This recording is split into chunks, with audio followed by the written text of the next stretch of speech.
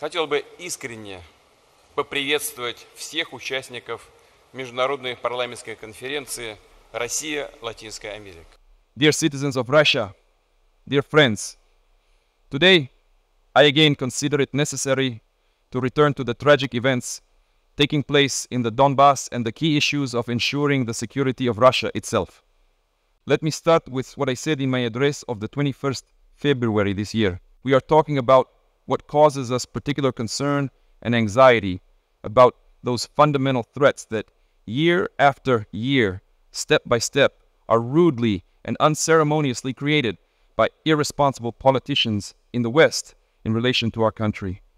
I mean the expansion of the NATO bloc to the east, bringing its military infrastructure closer to Russian borders. It is well known that for 30 years we have persistently and patiently tried to reach an agreement with the leading NATO countries on the principles of equal and indivisible security in Europe.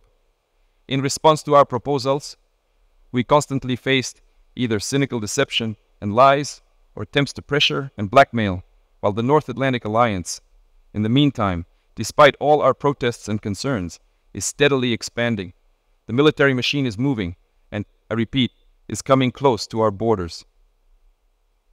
Why is all this happening? Where does this impudent manner of speaking from the position of one's own exclusivity, infallibility, and permissiveness come from? Where does the disdainful attitude towards our interests and absolutely legitimate demands come from? The answer is clear. Everything is clear and obvious. The Soviet Union in the late 80s of the last century weakened and then completely collapsed. The whole course of events that took place then is a good lesson for us today as well. It convincingly showed that the paralysis of power and will is the first step towards complete degradation and oblivion. As soon as we lost confidence in ourselves for some time, and that's it, the balance of power in the world turned out to be disturbed. This has led to the fact that the previous treaties and agreements are no longer in effect. Persuasion and requests do not help. Everything that does not suit the hegemon, those in power, is declared archaic, obsolete, unnecessary. And vice versa. Everything that seems beneficial to them is presented as the ultimate truth, pushed through at any cost, boorishly by all means. Dissenters are broken through the knee. What I am talking about now concerns not only Russia and not only us. This applies to the entire system of international relations and sometimes even to the US allies themselves. After the collapse of the USSR, the redivision of the world actually began, and the norms of international law that had developed by that time, and the key basic ones were adopted at the end of the Second World War and largely consolidated its results, began to interfere with those who declared themselves the winner in the Cold War. Of course, practical life, in international relations, in the rules for their regulation, it was necessary to take into account changes in the situation in the world and the balance of power itself. However, this should have been done professionally, smoothly, patiently, taking into account and respecting the interests of all countries and understanding our responsibility. But no, a state of euphoria from absolute superiority, a kind of modern form of absolutism, and even against the background of a low level of general culture and arrogance of those who prepared, adopted, and pushed through decisions that were beneficial only for themselves. The situation began to develop according to a different scenario. You don't have to look far for examples. First, without any sanction from the UN Security Council, they carried out a bloody military operation against Belgrade, using aircraft and missiles right in the very center of Europe. Several weeks of continuous bombing of civilian cities on life-supporting infrastructure. We have to remind these facts. Otherwise, some Western colleagues do not like to remember those events. And when we talk about it, they prefer to point not to the norms of international law, but to the circumstances that they interpret as they see fit. Then came the turn of Iraq, Libya, Syria, the illegitimate use of military force against Libya, the perversion of all decisions of the UN Security Council on the Libyan issue, led to the complete destruction of the state, to the emergence of a huge hotbed of international terrorism, to the fact that the country plunged into a humanitarian catastrophe that has not stopped for many years. Civil war, the tragedy which doomed hundreds of thousands, millions of people, not only in Libya, but throughout this region, gave rise to a massive migration exodus from North Africa and the Middle East to Europe. A similar fate was prepared for Syria, the fighting of the Western coalition on the territory of this country, without the consent of the Syrian government and the sanction of the UN Security Council, is nothing but aggression, intervention. However, a special place in this series is occupied, of course, by the invasion of Iraq, also without any legal grounds.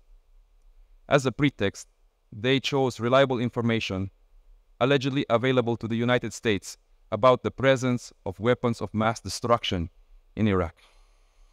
As proof of this, publicly, in front of the eyes of the whole world, the US Secretary of State shook some kind of test tube with white powder, assuring everyone that this is the chemical weapon being developed in Iraq.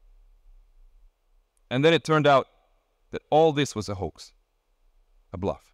There are no chemical weapons in Iraq. Unbelievable and surprising, but the fact remains. There were lies at the highest state level and from the high rostrum of the UN. And as a result, huge casualties, destruction, an incredible surge of terrorism. In general, one gets the impression that practically everywhere, in many regions of the world, where the West comes to establish its own order, the result is bloody, unhealed wounds, ulcers of international terrorism and extremism. All that I have said is the most egregious, but by no means the only examples of disregard for international law. In this series, and promise to our country not to expand NATO by 1 inch to the east. I repeat, they deceived me, but in popular terms, they simply threw it away. Yes, you can often hear that politics is a dirty business. Perhaps, but not to the same extent, not to the same extent. After all, such cheating behavior contradicts not only the principles of international relations, but above all, the generally recognized norms of morality and morality. Where is justice and truth here? Just a bunch of lies and hypocrisy. By the way, American politicians, political scientists, and the journalists themselves write and talk about the fact that a real empire of lies has been created inside the United States in recent years. It's hard to disagree with that. It's true. But do not be modest. The United States is still a great country, a system-forming power. All her satellites not only resignedly and dutifully assent, sing along to her for any reason, but also copy her behavior, enthusiastically accept the rules he proposes. Therefore, with good reason, we can confidently say that the entire so-called Western Bloc, formed by the United States in its own image and likeness, all of it is the very empire of lies. As for our country, after the collapse of the USSR, with all the unprecedented openness of the new modern Russia, the readiness to work honestly with the United States and other Western partners, and in the conditions of virtually unilateral disarmament, they immediately tried to squeeze us, finish off, and destroy us completely. This is exactly what happened in the 90s, in the early 2000s, when the so-called collective West most actively supported separatism and mercenary gangs in southern Russia. What sacrifices, what losses did all this cost us then? What trials did we have to go through before we finally broke the back of international terrorism in the Caucasus? We remember this and will never forget. Yes, in fact, until recently, attempts have not stopped to use us in their own interests, destroy our traditional values, and impose on us their pseudo-values that would corrode us, our people from the inside, those attitudes that they are already aggressively planning in their countries and which directly lead to degradation and degeneration because they contradict the very nature of man. It won't happen. No one has ever done it. It won't work now either.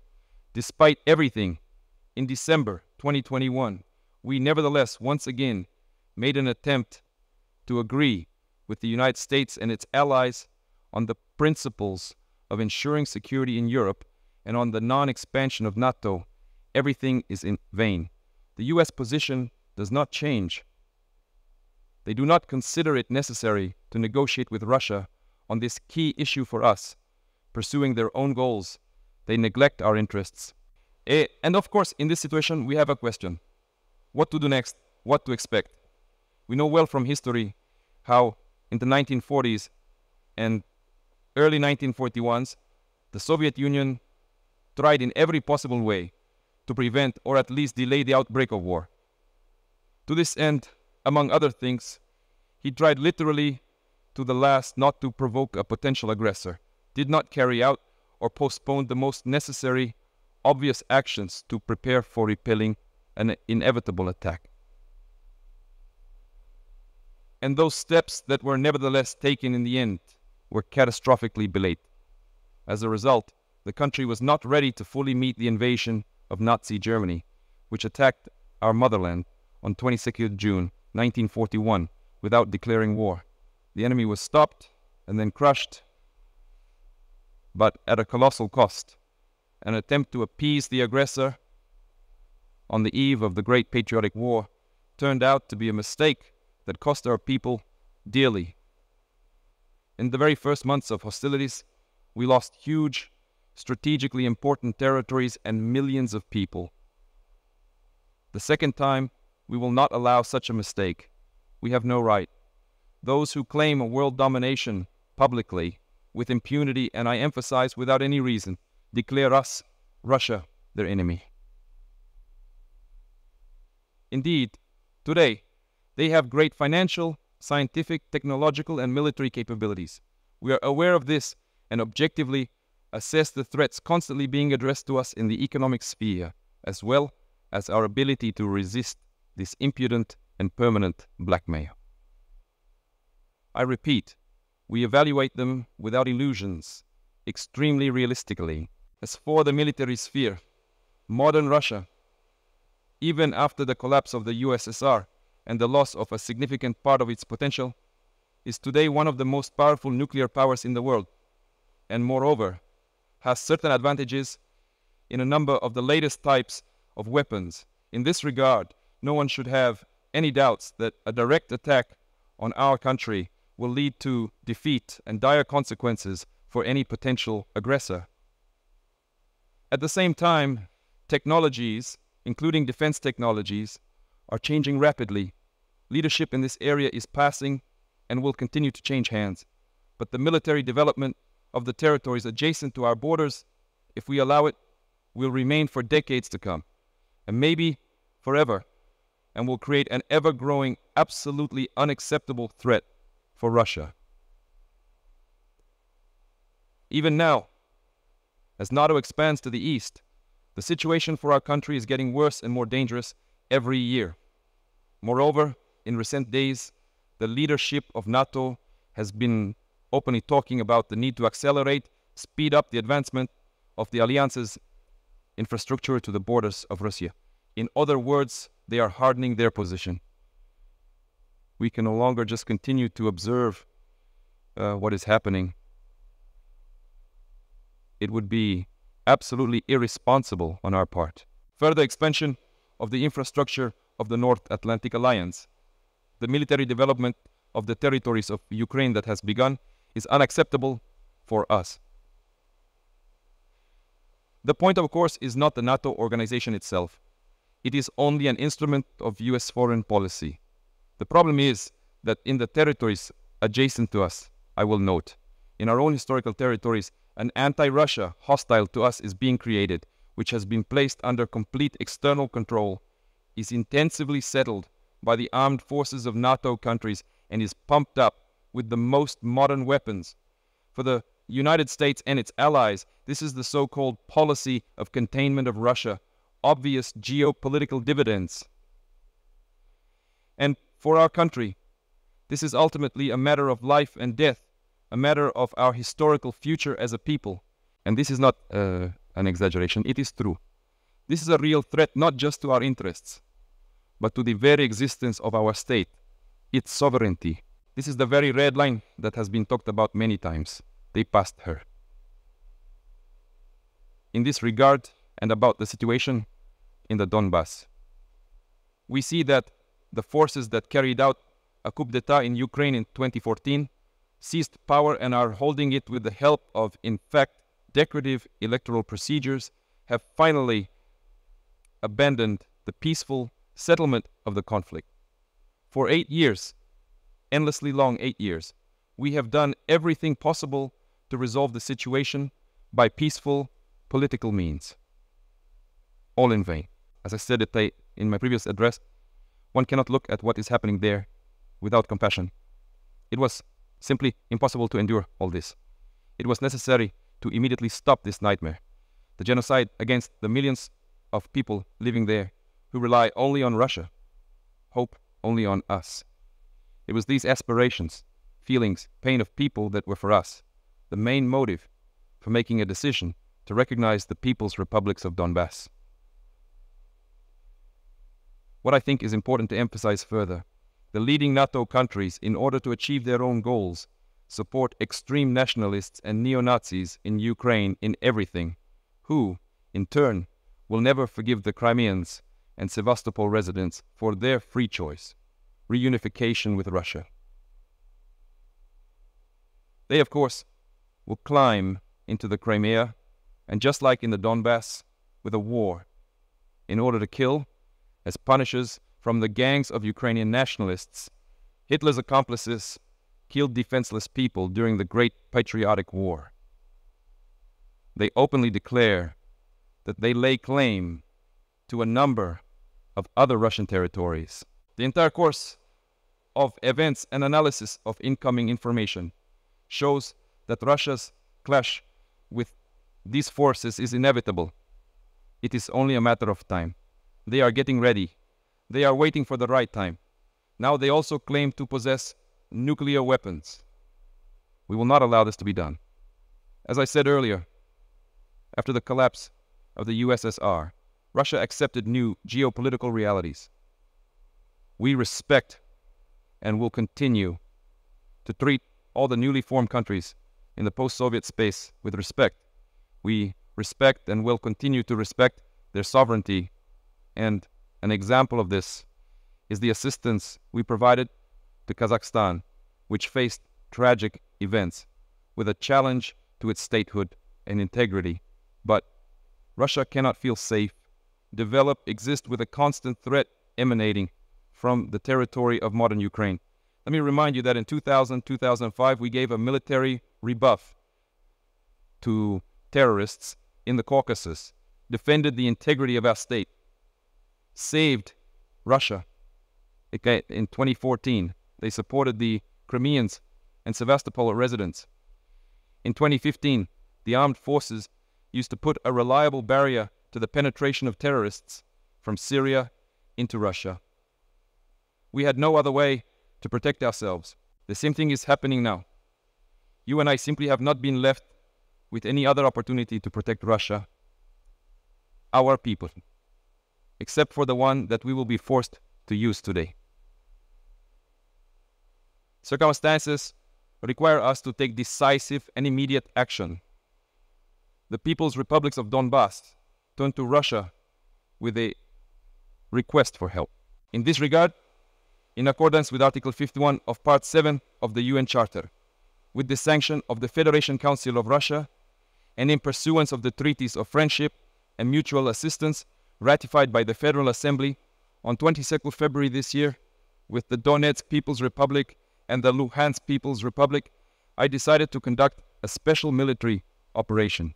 Its goal is to protect people who have been subjected to bullying and genocide by the Kiev regime for 8 years. And for this, we will strive for the demilitarization and denazification of Ukraine, as well as bringing to justice those who committed numerous bloody crimes against civilians, including citizens of the Russian Federation. At the same time, our plans do not include the occupation of Ukrainian territories. We are not going to impose anything on anyone by force. At the same time, we hear that recently in the West, there are more and more words that the documents signed by the Soviet totalitarian regime, which consolidate the results of the Second World War, should no longer be carried out. Well, what is the answer to this? The results of the Second World War, as well as the sacrifices made by our people on the altar of victory over Nazism, are sacred. But this does not contradict the high values of human rights and freedoms based on the realities that have developed today over all the post-war decades. It also does not cancel the right of nations to self-determination, enshrined in Article 1 of the UN Charter. Let me remind you that neither during the creation of the USSR nor after the Second World War, people living in certain territories that are part of modern Ukraine, no one ever asked how they themselves want to arrange their lives. Our policy is based on freedom, the freedom of choice for everyone to independently determine their own future and the future of their children. And we consider it important that this right, the right to choose, could be used by all the peoples living on the territory of today's Ukraine, by everyone who wants it. In this regard, I appeal to the citizens of Ukraine.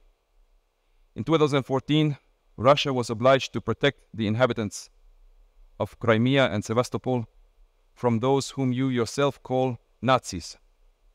Crimeans and Sevastopol residents made their choice to be with their historical homeland, with Russia, and we supported this. I repeat, they simply could not do otherwise. Today's events are not connected with the desire to infringe on the interests of Ukraine and the Ukrainian people. They are connected with the protection of Russia itself from those who took Ukraine hostage and are trying to use it against our country and its people. I repeat, our actions are self-defense against the threats posed to us and from an even greater disaster than what is happening today. No matter how difficult it may be, I ask you to understand this and call for cooperation in order to turn this tragic page as soon as possible and move forward together. Not to allow anyone to interfere in our affairs, in our relations, but to build them on our own so that it creates the necessary conditions for overcoming all problems and, despite the presence of state borders, would strengthen us from the inside as a whole. I believe in this. In this is our future. I should also appeal to the military personnel of the armed forces of Ukraine. Dear comrades, your fathers, grandfathers, great-grandfathers did not fight the Nazis, defending our common motherland, so that today's neo-Nazis seized power in Ukraine. You took an oath of allegiance to the Ukrainian people and not to the anti-people, junta that plunders Ukraine and mocks these same people. Don't follow her criminal orders. I urge you to lay down your weapons immediately and go home. Let me explain. All servicemen of the Ukrainian army who fulfill this requirement will be able to freely leave the combat zone and return to their families. Once again, I insistently emphasize, all responsibility for possible bloodshed will be entirely on the conscience of the regime ruling on the territory of Ukraine. Now, a few very important words for those who may be tempted to intervene in ongoing events. Whoever tries to hinder us, and even more so, to create threats for our country, for our people, should know that Russia's response will be immediate and will lead you to such consequences that you have never experienced in your history. We are ready for any development of events. All necessary decisions in this regard have been made. I hope that I will be heard. Dear citizens of Russia, well-being. the very existence of entire states and peoples. Their success and viability always originate in the powerful root system of their culture and values, experience and traditions of their ancestors, and of course, directly depend on the ability to quickly adapt to a constantly changing life, on the cohesion of a society, its readiness to consolidate, to gather together all the forces in order to move forward. Forces are needed always, always, but strength can be of different quality. The policy of the empire of lies, which I spoke about at the beginning of my speech, is based primarily on brute, straightforward force. In such cases, we say, there is power, mind is not needed. And you and I know that real strength lies in justice and truth, which is on our side. And if this is so, then it is difficult to disagree with the fact that it is the strength and the readiness to fight that underlie in independence and sovereignty are the necessary foundation on which you can only reliably build your future, build your home, your family, your homeland.